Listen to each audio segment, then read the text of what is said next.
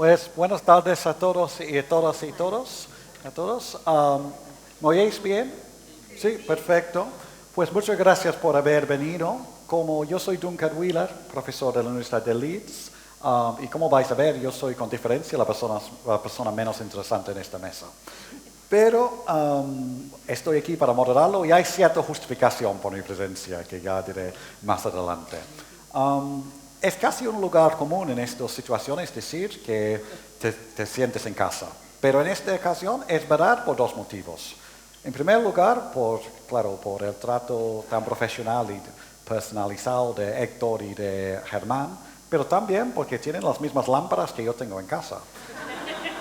Y de hecho, entraba una sospecha ayer, porque yo pensaba, ¿por qué querían tantos detalles de nuestros vuelos y cuando íbamos a ir de casa? Y a ver si habían entrado en mi casa para robar las lámparas. Pero hablé con la chica de limpieza esta mañana y me dicen que los míos están allí. Y digamos, así que simplemente es que Germán y yo somos hombres de muy buen gusto. Así que los dos tenemos las mismas lámparas. Hay que decir que a pesar de haber dicho que me siento en casa, esta es mi primera vez en Olmedo, que es un gran privilegio, un gran lujo. Siempre he tenido ganas de venir aquí por la obra y de hecho estaba en Medina del Campo hace un par de años y tenía la idea de hacer como recorrido del Caballero, pero resulta que es más largo de lo que pensaba y Castilla y León tiene muchas cosas muy buenas, pero el transporte público no es uno de ellos, así que nunca llegué. Pero no estamos aquí para hablar ni de mí ni de El Caballero de Olmedo. Estamos aquí hoy para hablar de una obra muy concreta del alcalde de Zalamea, de Calderón de la Barca, y lo que he pensado como formato para esta sesión, que tenemos que ser muy disciplinados porque tenemos una representación después, es que voy a presentar muy brevemente a los gente que me acompaña en esta mesa, un equipo de lujo, digamos, y luego yo voy a dar un pequeño y muy breve resumen de la puesta en escena del alcalde de Zalamea, y luego vamos a pasar palabra a los que realmente han puesto o han estado involucrados en la puesta en escena del alcalde de Zalamea, o los montajes más emblemáticos de los últimos años, y luego habrá tiempo para un turno de preguntas. Así que empiezo aquí tengo a Daniel Alonso de Santos, que es polifacético, licenciado en psicología, actor y director de cine, de teatro, de televisión, que recibió un premio por mejor actor clásico por La vida es sueño en los Estados Unidos, y también ha dirigido varias obras clásicas, entre las cuales figura El alcalde de Zalamea en Nueva York. Tenemos aquí a mi derecha a Jesús Peña, que entró en el Teatro Cosario, una compañía emblemática de Castilla y León, en 1982. También como actor, yo destacaría su participación en montajes como el Gran Teatro del Mundo, de 1990, o Don Gil de las Calzas Verdes, más recientemente, y ha dirigido varias obras para Teatro Cosario, de clásicos, que entre estos se incluyen El médico de su honra y el propio alcalde de Zalamea. Luego tenemos aquí a mi extrema derecha, Eduardo Vasco. A la extrema derecha. Yo decía a mi extrema derecha, no. Eres inglés, pero vas directo.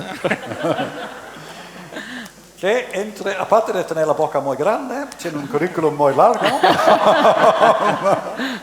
Y empezó con su propia compañía, la compañía Noviembre. Fue director de la Compañía Nacional de Teatro Clásico de 2004 a 2011.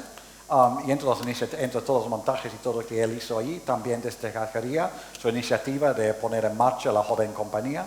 Ha sido vicerrector de RESAD y desde el año pasado director del Teatro Español.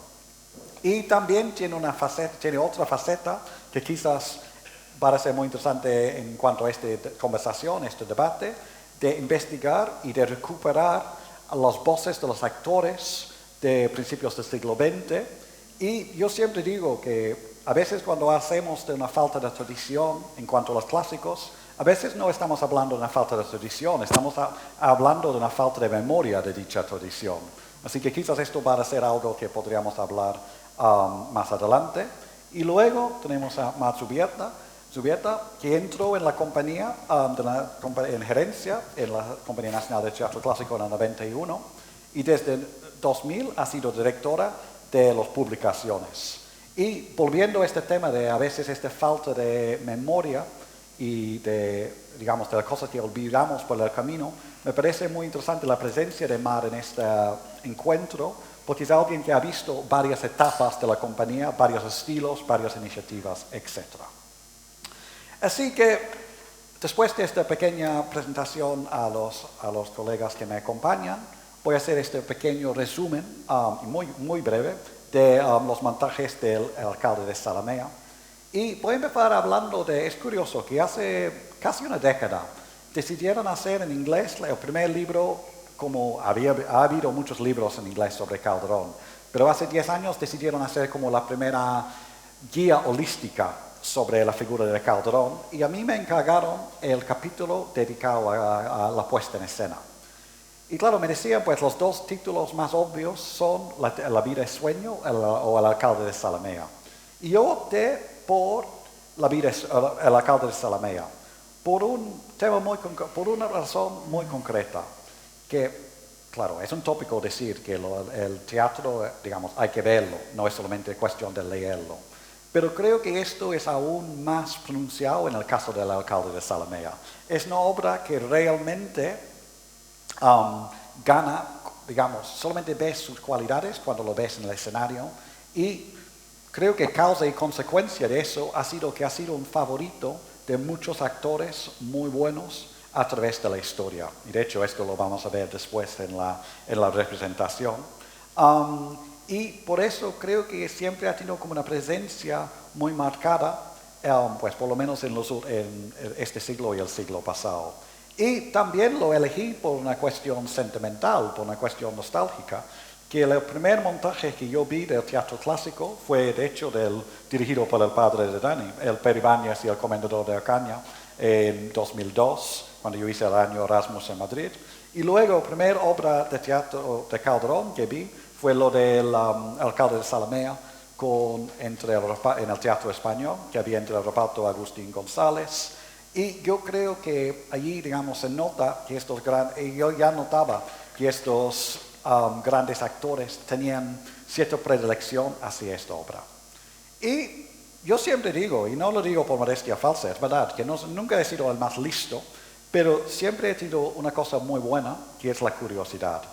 Y yo realmente empecé pensando y escribiendo sobre la representación, la puesta en escena de los clásicos en este año Erasmus, porque tuvimos que hacer un trabajo fin de grado, y sé que hay estudiantes aquí, y para hablar, no sé si mi única lección sería que hay que tener mucha curiosidad, y mi idea original fue hacer el trabajo fin de grado sobre la puesta en escena de los clásicos. Luego, cuando vine a Madrid, me di cuenta que no había tanto como yo había esperado que iban a tener. Así que el proyecto se convirtió un poco más en por qué no había más. Y luego este trabajo fin de grado se convirtió en másters, en doctorado y luego en libro. Y sigo viviendo de rentas, como se puede ver. Pero en este estudio, lo del alcalde tiene como una cosa muy interesante, que ha sido que no vamos a entrar por cuestiones de tiempo en todas las polémicas acerca de los clásicos, pero ha sido una obra que incluso la gente que no les ha gustado las obras clásicas han puesto como el alcalde como casi una excepción. Menéndez Pelayo, por ejemplo, en el siglo XIX. Luego, como he dicho, a principios del siglo XX, los grandes actores buscaban pretextos y en este momento, cuando la figura del director no estaba tan marcado como está ahora, los actores realmente eran los que mandaban. Realmente buscaban esta obra porque sabían que les daba algo, les daba como un prestigio y también la posibilidad de lucir. En la guerra civil, o en los años incluso de la Segunda República, esta obra como representaba algo de la justicia, de la esencia de España. Tanto los republicanos como el bando franquista, quería reivindicar esta obra como como representando su visión del mundo y como algo que ellos podían justificar sus comportamientos no solamente teatrales, sino también políticos. Así que había montajes al aire libre en las ventas por los republicanos. Luego había versiones pedagógicas por parte de los franquistas. Y claro, después de la guerra civil había cierta veneración hacia el campo, hacia la figura del campesino. Algo que se puede ver en las versiones fílmicas que todavía conservamos de esa época. Luego, al final del franquismo, había una película que si no lo conocéis, os lo recomiendo, de la leyenda del alcalde de Zalamea, con dos grandes actores, con Fernando Fernán Gómez y Francisco Rabal, dirigido por Mario Camus. Que era como una reivindicación de este concepto de honor, que siempre nos suena como algo muy antiguo, pero realmente si lo pensamos como honor, no tanto como honor del siglo de oro, sino como derechos humanos, de lo que a cada uno le corresponde. Esta película realmente reivindica eso.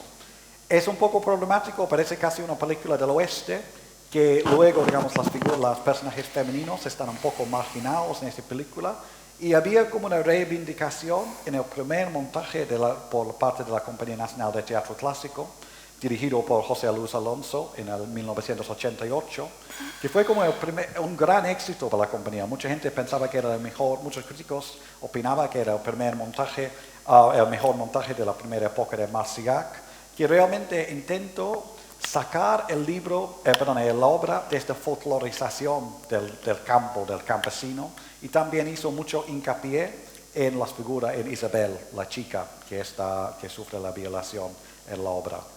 Y luego es curioso porque en los primeros años de la compañía realmente optaban por no repetir títulos y muchas veces por tener títulos menos emblemáticos o menos conocidos.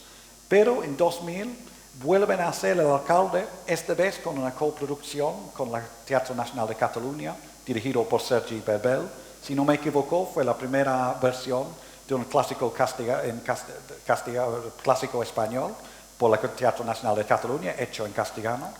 Y luego, cuando Eduardo entró en la compañía, como director de la compañía, es interesante porque Eduardo optó por una programación de mezclar títulos muy emblemáticos como El alcalde y también obras a la vez menos conocidos, menos canónicos. Y él realmente creo que en su trayectoria y también, o por lo menos su trayectoria dentro de la Compañía Nacional, su montaje de teatro del alcalde, un éxito entre los críticos y entre el público, marcó un antes y un después. También pasó lo mismo en la época de Elena Pimenta, con su montaje de 2014 con Carmelo Gómez. Y pensando, digamos, en he estado hablando mucho de Madrid, el Teatro Cosario para mí siempre fue un referente de pensar solamente en teatro clásico fuera de Madrid, en este caso en Valladolid, y también creo que es importante destacar la labor de esta compañía, porque a veces tenemos la impresión que todo empezó con Almagro y con la Compañía Nacional de Teatro Clásico, pero de hecho había cosas muy interesantes antes, quizás no sin las mismas infraestructuras, y Jesús, digamos, ha mantenido vivo esta larga tradición, que realmente es épico mantener una compañía viva durante tantos años, con este montaje del alcalde. Y luego, lo que me ha parecido muy particularmente interesante de la trayectoria de Dani, que no sé si te vas a recordar de eso, pero hace 10 años, la primera vez que yo la conocí, estaba preparando algunas pruebas y estaba trabajando sobre algunos extractos del alcalde. Yo he pasado de actor y director y he trabajado con este texto fuera de las fronteras españolas. He mentido totalmente porque no he sido tan breve como decía que iba a ser, pero bueno, yo tengo la micro, así que tenéis que aguantarme. Pero ahora me prometo callarme a partir de este momento y creo que vamos a ir por orden cronológico pensando en los montajes, así que quizás con Eduardo podríamos empezar hablando de tu montaje y tu relación con esta obra en particular. Vale. Gracias. Lo primero es que yo no estoy de acuerdo contigo. Vamos a empezar por el principio. Los actores de principios del siglo no cogían El alcalde porque les gustase. Lo cogían porque sus estructuras empresariales eran estructuras que giraban alrededor del primer actor. Sí. Con lo cual necesitaban dos motivos. Uno, que efectivamente les gustase y les diese prestigio. Y dos, que empresarialmente lo pudieran asumir. Sí. Es decir, ellos jamás hacían ningún proyecto que no girase alrededor de la primera figura. Si coges los repertorios de los grandes actores, siempre es así. En el caso del alcalde, además, podían tener como invitados. La historia del siglo XX del alcalde es muy curiosa, voy así rápido porque bueno, el legado es el de Vico. Vico es el gran intérprete del alcalde. En esas épocas es muy difícil que alguien que tiene, digamos, la exclusiva de haberlo hecho o haber hecho el montaje señero pueda tener un competidor. Pasa con los títulos shakespearianos a principios de 1800, cuando vuelve Máiquez, etc. Y es como una especie de tradición en el teatro español. Y cuando Vico muere en el año 2, Borràs ya es el sucesor. Borràs se hace con el cetro, digamos, con la titularidad de la obra, hasta que se atreve Morano a hacerla en Madrid y se atreve también a llevarla en su propio repertorio, en las giras, ¿no? Recordad que en las giras podían llevar una media de 40 títulos cada compañía. O sea, que era una de las obras señeras, porque es una obra de la que nunca se ha desvinculado el país, que eso también es importante. En ese sentido, un actor como Ricardo Calvo, por ejemplo, que es una primera figura, es el bastión, bueno, es de donde todos venimos en el teatro clásico español en cuanto a verso. Pues Ricardo no hace el alcalde hasta que tiene cierta edad, porque está Borràs, que es un tipo con una envergadura y unas cualidades que le da mil vueltas, con lo cual él retiene abordar ese papel hasta muy avanzada su carrera, cuando ya tiene cierta edad. Lo comentábamos Duncan y yo en la comida, hay un momento ya en finales de los 30 donde incluso hacen los dos la obra y se van intercambiando los papeles, cosa que para el público es muy interesante, ¿no? Esto incluso lo repiten después de la Guerra Civil en alguna ocasión, ya cuando son muy mayores y no hay quien los aguante seguramente, ¿no? Bueno, podríamos entrar aquí con los modelos interpretativos, relativos. El alcalde es una obra que además no requiere de grandes refundiciones, no como otras comedias. Es decir, esto que os he dicho antes de la omnipresencia del primer actor, es muy fácil, por ejemplo, darse cuenta de que El sueño de una noche de verano no se hace nunca, prácticamente en el primer tercio del siglo XX, porque no encaja en el esquema de ninguna compañía. Sin embargo, el Mercader de Venecia es perfecta, ¿no? Entonces, esto nos lleva a que siempre son obras que se asocian a grandes primeras figuras, ¿no? Con lo cual, pues lo que nos vamos a encontrar después, ya después de la Guerra Civil, son grandes figuras que acceden a hacer esto de manera siempre esporádica, como el teatro, tal. Para mi generación, el montaje, digamos, referencial es el de José Luis Alonso. Es el de José Luis Alonso en un momento en el que, tampoco estoy de acuerdo contigo, no fue el gran éxito de la primera época de Marsillac. Todo lo contrario, se recibió por un sector como el montaje más ortodoxo frente a todo lo que hacía Marsillac, que los mayores aquí recordarán que era otra cosa. Tenía mucha pimienta, eran montajes como con más color, con otro tipo de dinámica, con apuestas mucho más osadas, si quieres, ¿no? Y la visión de José Luis era mucho más canónica. Y esto, de repente, le hizo comulgar con una serie de gente que estaba deseando ver eso en contraposición a lo que ofrecía Marsillac. Y estaba Jesús Puente, no sé. Jesús Puente, cualquiera que podéis ver el montaje en el Centro de Documentación Teatral, afortunadamente, siempre con la idea de que es una cosa documental, Jesús es una cosa increíble. O sea, es el personaje. Entra por la puerta y desde los primeros 3 versos ya es él.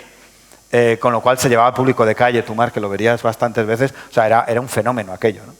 Y bueno, hasta aquí la cosa. Con lo cual, cuando yo lo hago, tengo el antecedente de Sergi también y todo esto que hemos hablado. Mi alcalde no es un montaje que yo crea que tenía que hacer o que el título me interesase, es la culminación de un proyecto.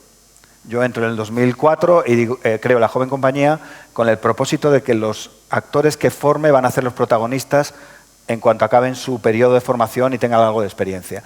Con lo cual, el alcalde era ideal, primero porque tenía a los actores. Recuerdo también que era un proyecto de compañía, no ha vuelto a pasar algo así. No, ni creo que vuelva a pasar. Esto es un asunto absolutamente enterrado. 2 elencos estables, cobrando sueldo corrido. Uno estaba siempre de gira, el otro siempre estaba de tal. Es decir, fue una apuesta de aquel momento en el que se pudo porque hubo dinero y porque había esa voluntad. Y la joven compañía que iba a nutrir de esos actores que iban a hacer todos los personajes casaderos, es decir, no gente de 50 años que busca marido, ¿no? Sino gente en la edad que tiene que estar buscando lo que tiene que buscar. Empezaron a aparecer cosas que yo creo que por naturaleza es a lo que tendríamos que tender en nuestro teatro clásico. No sé si me he pasado ya. No, digamos, tienes Sí, 4 bien, minutos. fenomenal.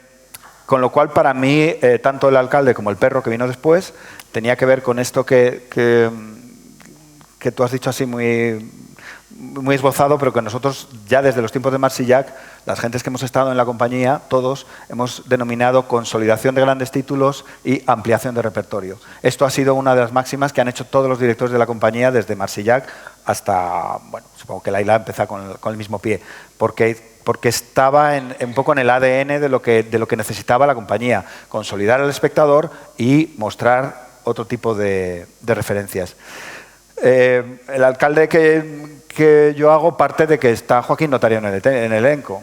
En el otro tenía otros actores, con lo cual pues decido hacerlo ahí y tenía todos los actores para hacerlo. Con lo cual yo había conformado esas compañías al modo de las compañías originales. 16 actores, más o menos gente organizada por tipologías, y bueno, con todas las variaciones que pudo haber en aquel momento, ¿no? Pero no fue un montaje especialmente diseñado por mi apetencia como creador de estas cosas que hay ahora, de que la gente crea. No, yo soy un director de escena. Yo tenía un proyecto y para mí llegar a ese momento y poder incorporar a esta gente de la joven compañía en esos papeles que se pudiera hacer con el mismo elenco con el que estaba trabajando otras obras, pues era algo que tenía mucho que ver con el proyecto que había presentado muchos años antes y que, bueno, tuve la fortuna de poder llevar a cabo. Y yo creo que ya he hecho 10 minutos. Sí, lo he hecho perfectamente. Genial. Aparte de llevarme la contrario. Bueno, pero da como salsa. Sí. No, de hecho, digamos, voy a decir una cosa, no es para defenderme, pero es una cosa que es interesante en cuanto a la historiografía, porque creo que probablemente tienes toda la razón con este pequeño, no sé si conflicto o esta diferencia de opinión entre la gente que estaba muy por los montajes más atrevidos. Pero hay un peligro y, digamos, yo caigo en ello, que cuando hacemos historia del teatro, es que, ¿cuáles son nuestros fuentes? Nuestros fuentes son los periódicos. Ya, yo estuve allí, Mar estuvo allí. Sí. Y no, es por eso que iba, porque, y claro, y digamos, en cuanto a la prensa, es verdad que, digamos, es el montaje del alcalde de Zalamea que tiene mejor acogida. Otra pregunta, que esto digamos, me interesa mucho escuchar la opinión de Mar sobre eso, es que hasta qué punto, digamos, los recortes de prensa, lo que tenemos como archivo allí, es representativo del público, de la profesión y todo eso. Así que con eso paso la palabra a Mar para hablar un poco de su visión de la obra y de los varios montajes desde dentro de la compañía. Muchas gracias. Yo lo que intento aquí, aunque no lo parezca, es representar el montaje de Elena Pimenta. Elena Pimenta hubiera querido estar con todos vosotros, pero bueno, ha tenido un asunto y no ha podido ser. Entonces me ha pedido que, más que la represente, porque no es teatro lo que estamos haciendo, sí que ponga aquí sobre el escenario un poco pues lo que fueron sus motivos, su línea de trabajo. Ella es la primera mujer nombrada directora de la Compañía Nacional de Teatro Clásico.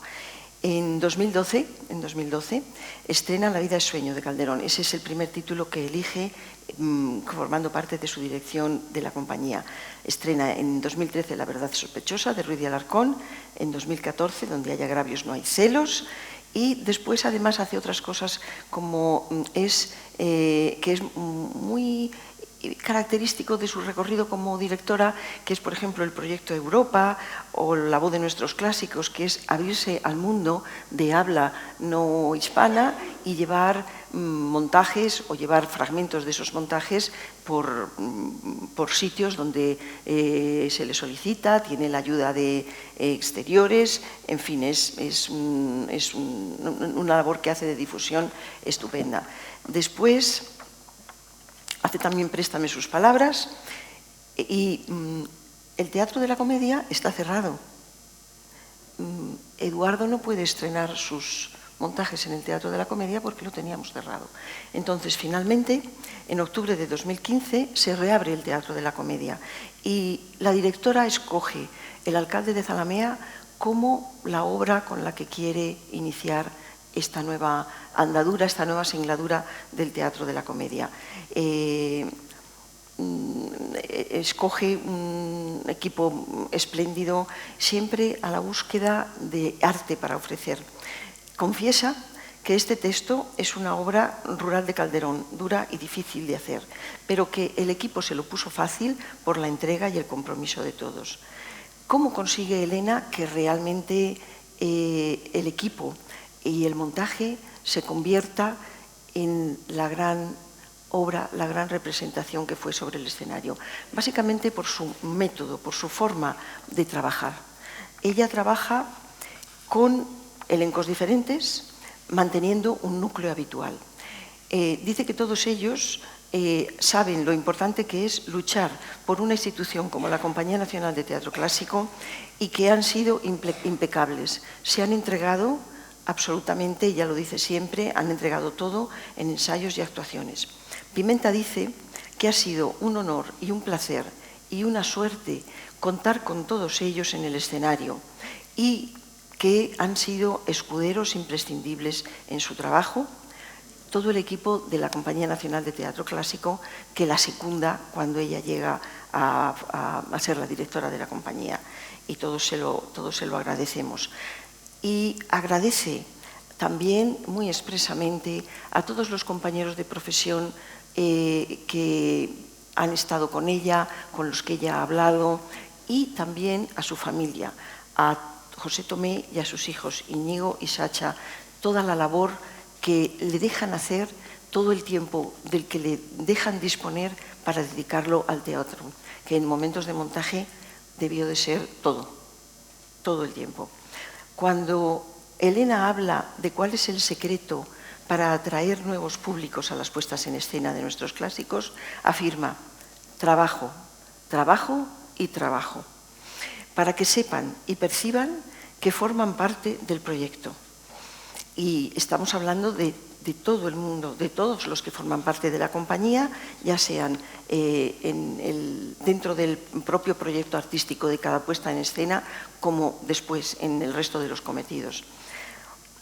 Ella está orgullosa de haber sido la primera mujer directora de la compañía y quiere que su situación pueda servir de referente expresamente a jóvenes y niñas que no deben ver límites en sus caminos profesionales.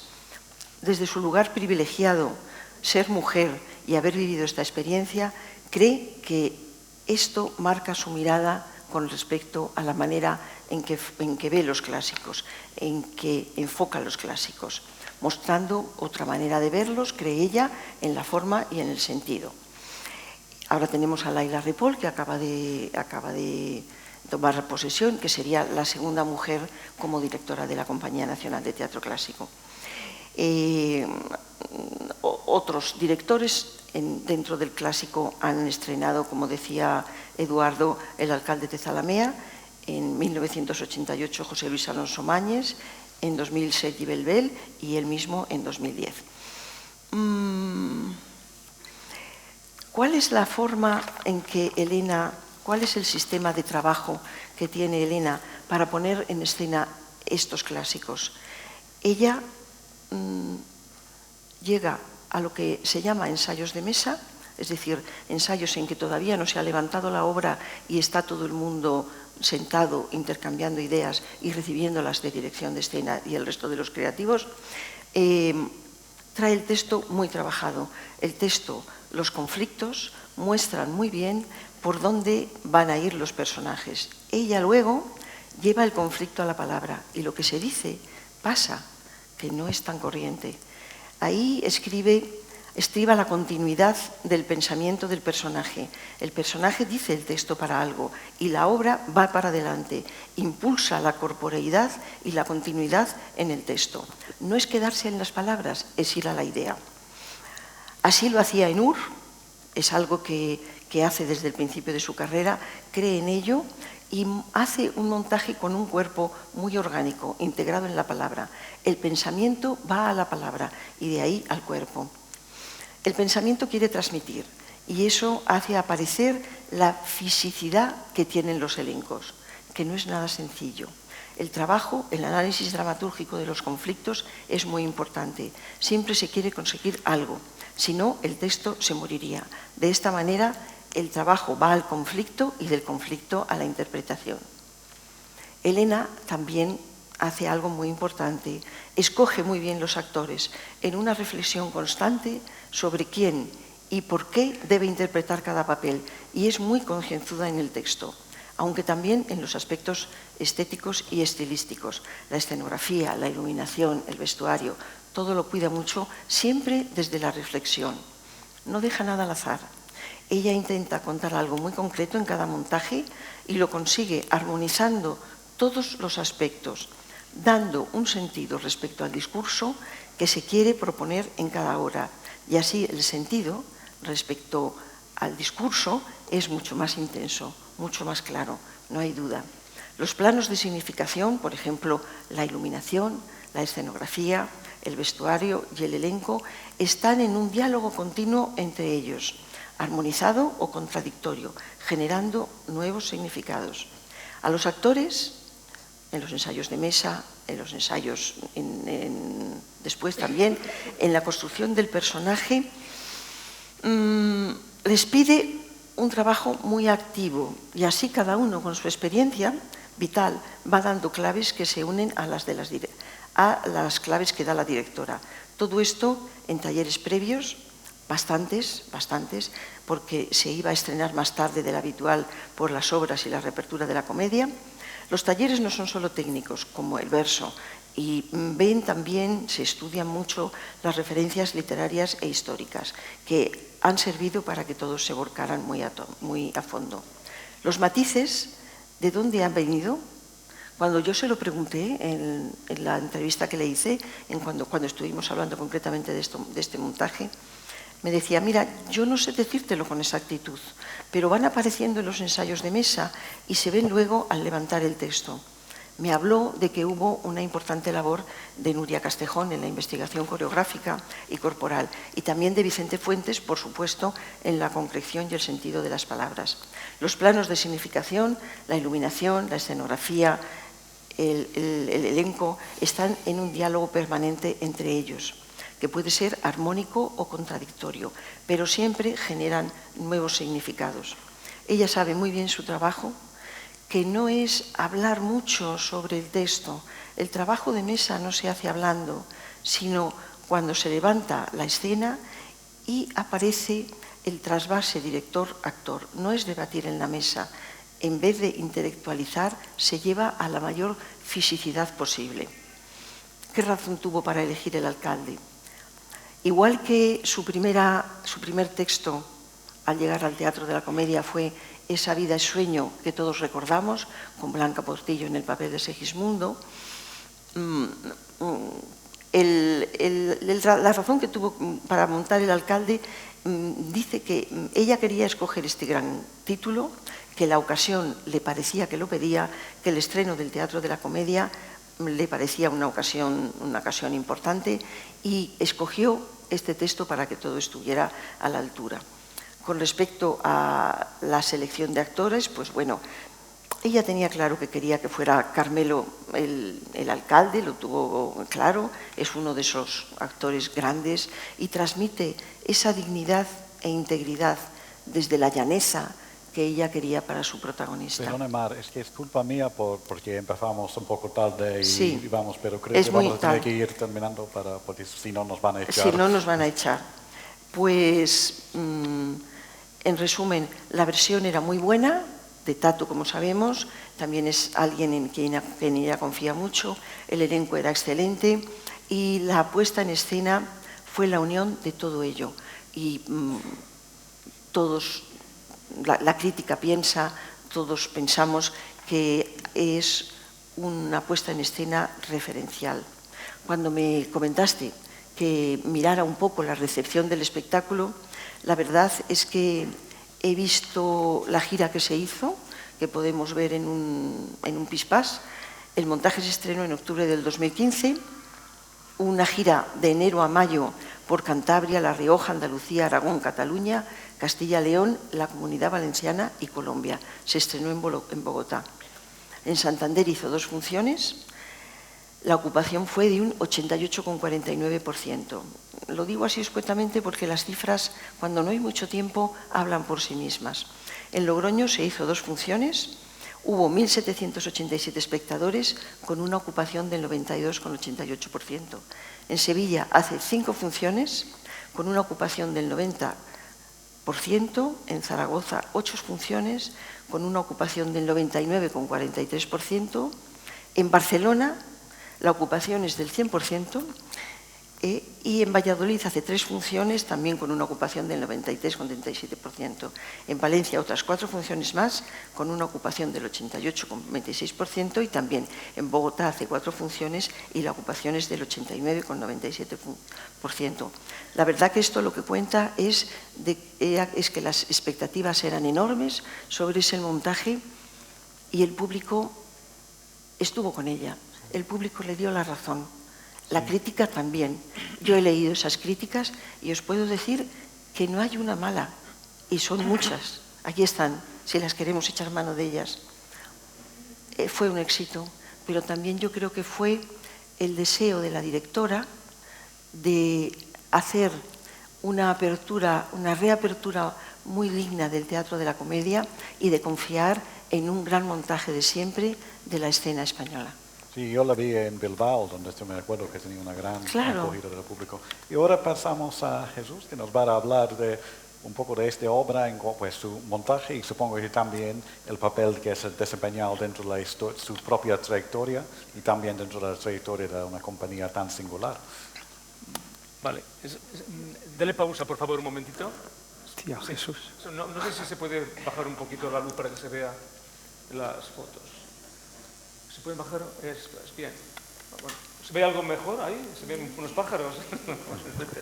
Bueno, ahora cuando te diga, a partir de ahí ya sueltas que esos son 2 minutos, pero lo pones en bucle. Bien, prefiero estar de pie porque me encuentro más en mi terreno. Además que es que es un escenario, no es una sala, no es solo un salón de actos, es un verdadero escenario. Bueno, es obvio, ¿no? Porque aquí se hace teatro igual que se hace en la Corrala.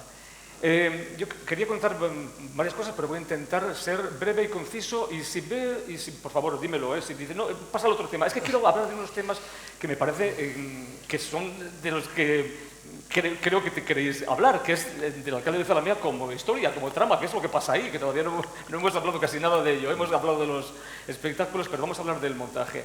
Bueno, en principio voy a decir que esto es Teatro Corsario, por supuesto, es una compañía de 43 años. Yo entré hace 42 años como doctor y he hecho mi trayectoria toda mi vida en Teatro Corsario hasta ahora, que he cogido las riendas después del fallecimiento de Fernando Urdiales en 2010, cojo las riendas.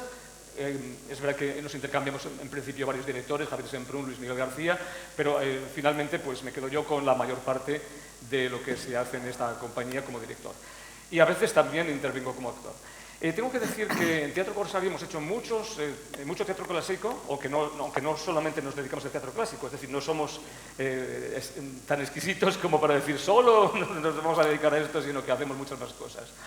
Y tengo que decir que una de las características de Teatro Corsario cuando afronta, ya desde los tiempos de Fernando Urdiales y luego de lo que yo he intentado hacer, es que cuando nos enfrentamos a un texto de Calderón, de Lope, de Tirso de Molina, etcétera, etcétera, creo que no tratamos en general de aplicar un criterio que haga que la obra se parezca más a lo que nosotros pensamos. Es decir, tratamos de que las cuestiones ideológicas pasen a un segundo término. Es decir, cada uno tenemos nuestras ideas políticas, sociales, etcétera, etcétera, pero tratamos de que la obra salga adelante, sobre todo por las cosas interesantes de la obra. Es decir, que cuando alguien dice, voy a coger esta obra y voy a potenciar enormemente esta faceta porque quiero contarles a los españoles del 2025 esto, bueno, a mí me interesa relativamente poco. Otros me dirán que lo contrario porque quizás la mayor parte entiende justamente lo contrario. A mí lo que me interesa, y creo que también era lo que interesaba a Urdiales, es decir, ¿qué es lo que hay ahí? Unos personajes que les pasan cosas, en general cosas terribles, sobre todo cuando afrontamos dramas y tragedias. En Teatro Corsario, la mayor parte de las obras que hemos hecho son dramas. Las comedias nos han interesado menos, a Urdiales le interesaba muy poquito, aunque bueno, hizo un gran Don Gil de las Calzas Verdes, pero bueno, le interesaba relativamente menos. En los dramas pasan cosas intensas, terribles, y creo que cuando a una mujer la han violado y viene Isabel, en el caso del alcalde de Zalamea, diciendo me han violado, pero no sé qué hacer en mi condición, qué podría hacer en esta sociedad. Me dicen que lo más normal es que pague, como soy culpable, porque en la época eso era lo habitual. Entonces, claro, yo me pongo en el lugar de esa mujer. No trato de decir, voy a aplicar un determinado criterio, una determinada ideología, una consigna para que los espectadores entiendan lo que yo quiero que entiendan. No, yo me pongo en el lugar de Isabel y digo, ¿qué le pasa a Isabel esto? Algunas personas me decían, no, es que Isabel tendría que ser mucho más fuerte porque tiene que ser reivindicativa. Digo, a mí no me importa la reivindicación de Isabel, me puede importar en mi sociedad, pero en mi obra de teatro lo que hago es decir, ¿qué es lo que ha dicho Calderón sobre ese personaje? Bueno, pues dice que es una persona que le pasa esto, la han violado y no sabe cómo solucionar su problema. No sabe si puede atacar a su violador, no sabe qué le tiene que decir a su padre, las normas sociales le dicen que mejor que su padre la mate. Pero es lo que le pasa a ella, y Calderón lo cuenta, y lo cuenta muy bien. Y afortunadamente Calderón, quizás mucho más que otros autores, coge muy bien el personaje femenino y lo que hace es darle unas palabras para que se exprese y cuente exactamente su tragedia. Sin más, sin consignas, sin discursos, sin dosieres. Pónmelo, por favor. En el alcalde de Zalamea que yo he dirigido, en el Teatro Bolsé hemos hecho, creo recordar que 8 Calderones. El Gran Teatro del Mundo, Amar después de la muerte, El mayor hechizo, Amor, La vida es sueño, el médico de su honra, ahora el alcalde de Zalamea, y ¿cuál me falta?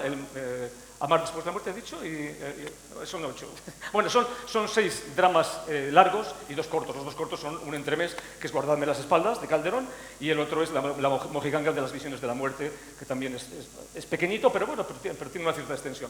En total, 8. Es decir, tenemos un cierto conocimiento de causa sobre lo que es Calderón. Lo hemos estudiado mucho y siempre hemos tratado de respetarle. Cuando digo respetar, no quiere decir ponerle al pie de la letra y conservar todos sus versos, y ni siquiera seguir sus planteamientos ideológicos, que también los tenía, evidentemente, porque también tiene que ponerse al servicio del rey, decir el rey es muy bueno, la religión es muy buena, el papa es muy bueno, son las cuestiones de su época. Ahí no entramos. Yo lo que quiero es su obra, quiero ver lo que les pasa a sus personajes y trato de ponerlo en escena. Ahí vemos, ¿se lo puedes parar ahí? Bueno, ahí precisamente no. Vale. Bueno, aquí. Se me ocurre, como puesta en escena, que en la obra del alcalde de Zalamea hay un momento en que, engañados, el hermano y el padre de Isabel, o sea, Pedro Crespo y Juan, suben corriendo hasta el desván porque han visto que el Rebolledo se ha subido hasta la alcoba de Isabel, porque es el pretexto para que el capitán Álvaro de Ataides llegue hasta arriba y se encuentre con esa mujer que todavía no conoce, pero que le han dicho que debe de estar muy bien, que debe ser muy guapa, aunque él desprecia completamente a las campesinas, pero dice, vamos a ver si la puedo ver, y me las ingenio para verla. Y cuando sube se me ocurre que podemos potenciar los aspectos eróticos y sobre todo el deseo del capitán Álvaro de Ataide, que Calderón no cuenta así. Calderón dice, llegan a la alcoba y hablan y dicen, es que, ¿cómo habéis venido hasta aquí? No, es que yo vengo persiguiendo a un soldado. Es un pretexto que utiliza el capitán para llegar hasta ella. Pero bueno, a mí se me ocurre que podemos potenciar los aspectos del deseo del capitán, pues haciendo esto. Es decir, que Isabel en realidad se está acostando, se está poniendo el camisón con su criada y está pues, medio desnuda, y es cuando se la encuentra el capitán. Se me ocurre, porque de esta manera sí que vemos qué es lo que le pasa por la cabeza al capitán, claramente. La ve, y desde ese momento pues no puede resistir la tentación de llevársela al huerto, así de claro. Y ya digo, eso Calderón no lo escribió, pero me parece que se potencia muy claramente qué es lo que le pasa al capitán.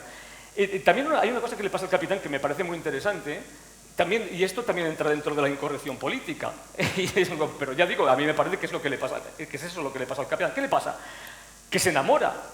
Podemos decir, ¿pero cómo que se enamora? Es un violador, es un sinvergüenza, un cabrón. Pero si solamente, o sea, es instinto animal, él ha violado. No, pero es que cuando él habla con sus compañeros, soldados y tal, dice, es que me pasa esto, no sé, es que no, es el cielo, es el sol, es el enamoramiento. Es terrible que eso nos parece que Calderón se lo ha puesto en boca de un violador, pero es lo que cuenta. Y entonces eso también lo potenció. Es decir, el capitán Álvaro de Ataide es un violador, pero es un señor que se ha enamorado de ella. Ahí lo dejo. Esto seguro que trae polémica. Pero no voy a tener que ser el malo de la película y decir que tenemos que ir. Eso es. Y entonces, continúa, por favor. Porque esto dura 2 minutos. Sí. Bien, veis, ahí llegan el padre, el soldado, los soldados, todos llegan el capitán el don Lope de Figueroa, que es el gran militar, a poner orden, y allí vemos a Pedro Crespo intentando negociar con él. Pedro Crespo es un personaje que es muy... se adapta a todas las situaciones. Él dice, yo no quiero meterme en líos, yo me adapto, usted me dice que eso, pues yo lo hago. Ahí le tenéis negociando con don Lope. Pásalo, por favor, sí, todo seguido. ¿Veis? Entonces van ocurriendo diferentes cosas. El alcalde, por supuesto, es el personaje de la derecha, interpretado por Carlos Pinedo.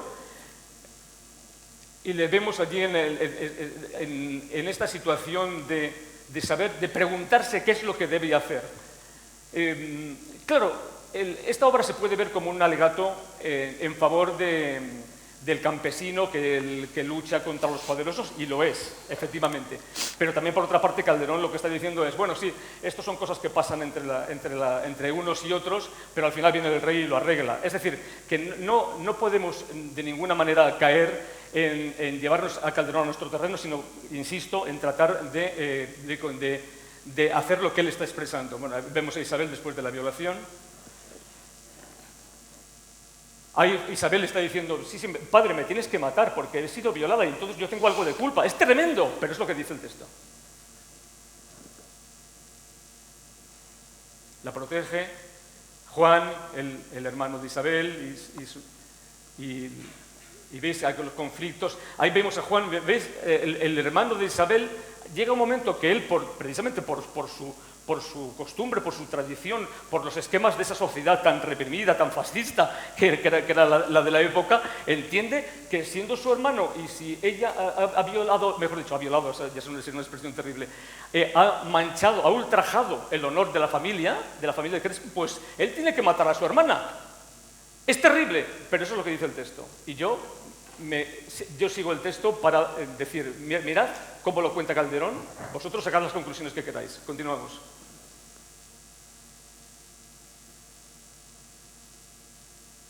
Y aquí al final, el alcalde, después de darle muchas vueltas al tema, después de pensar que a lo mejor no debería hacer nada, o sí, o también dice, bueno, yo es que si alguien maltrata a mi hija o intenta seducirla, lo mato, pero luego está diciendo también, no, es que yo me adapto a todas las circunstancias. Ese es el personaje de Crespo, es maravilloso y es complejo. Me encanta la complejidad en los personajes. Él tiene todas las facetas posibles y lo demuestra, y en esta obra se ve además muy claramente. Al final de la obra, él le dice al rey que aparece en escena, aunque nosotros no lo sacamos, simplemente es una voz.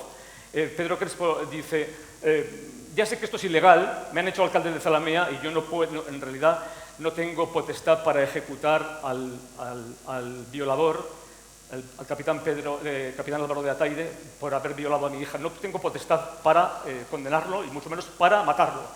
Pero dice, lo que una mano ha hecho, que es ejecutarlo porque le da el garrote vil, dice, lo que esta mano ha hecho bien, pues esta también lo podrá hacer. Es decir, él explica que en realidad sí que es de justicia esa aplicación de la pena de muerte. Esto también, por supuesto, pues en un mundo en el que vivimos también da lugar a otra nueva polémica. Pena de muerte sí, pena de muerte no. Pero Calderón lo que plantea es Pedro Crespo opta por la pena de muerte para resolver el caso de la violación de su hija.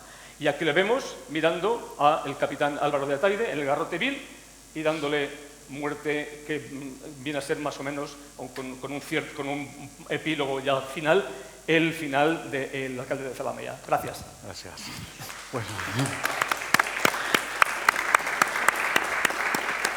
Tenemos muy poco tiempo, pero lo que sí me interesa saber es un poco de la experiencia de Dani, especialmente en el extranjero.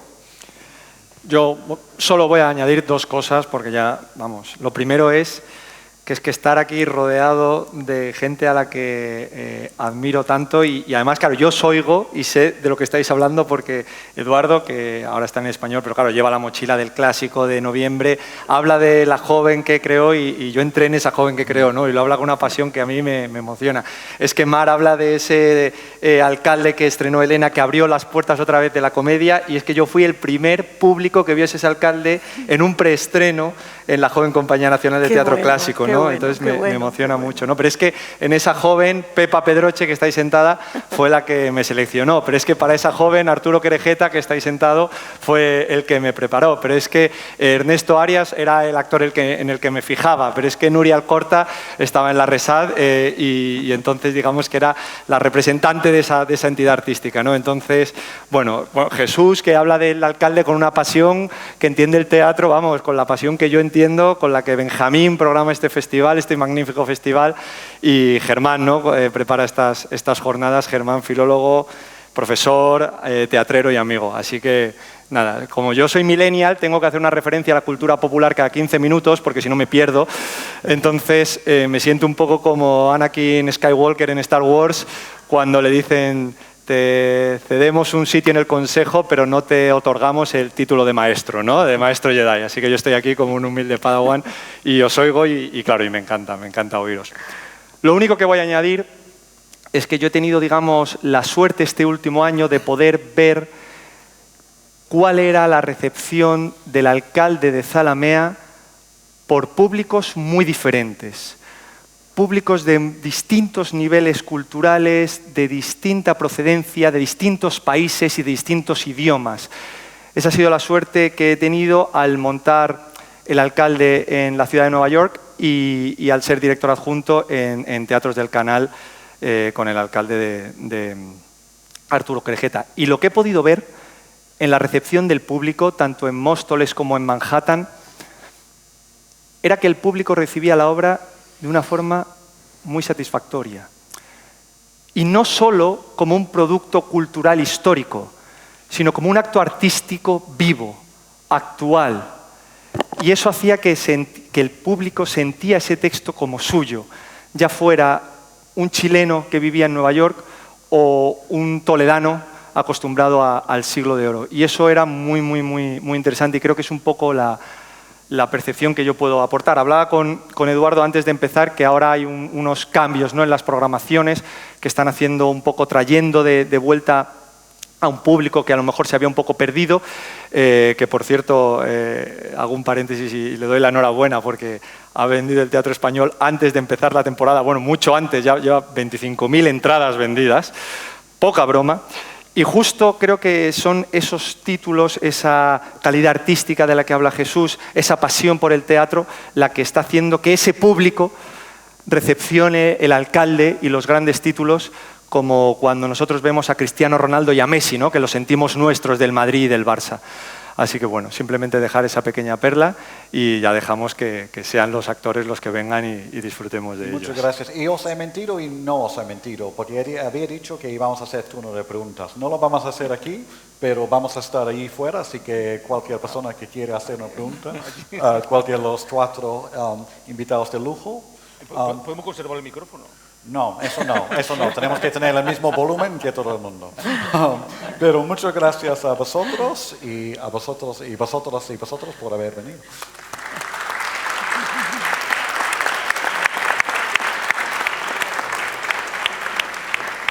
Gracias.